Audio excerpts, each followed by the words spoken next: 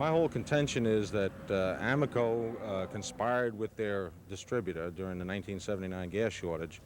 Amoco dealer Leo Perk realizes that he's just a little guy taking on a multinational corporation, which probably has more lawyers than Gloucester Point has citizens.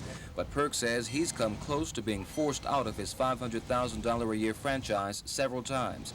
He feels that alleged harassment by Amoco may be because he refused to go along with 30 other dealers in a so-called price-fixing scheme 3 years ago that forced the whole group to buy gas from this distributor, not directly from the refinery. Because they were operating under price controls at the time during the gas shortage and before that, they could not raise their prices themselves to me.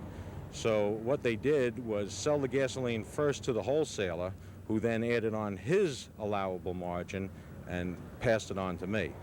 Perk's suit, filed in federal court in Newport News, is asking for 5% of Amoco's total earnings as punishment. That's more than $1 billion. The owners of Hornsby Oil Company, also named as defendants with Amoco, had no comment except through their lawyers who could not be reached. Perk feels that Amoco will eventually win its case to boot him off this property. He says if that happens, of course he'd like another dealership, but more than likely none of the other big oil companies will want to touch a troublemaker.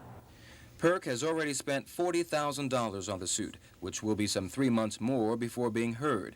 But he says he will follow it through to the end. Yeah, I'm a little guy, but I'm right. Don Roberts, Area 10 Eyewitness News, Gloucester Point.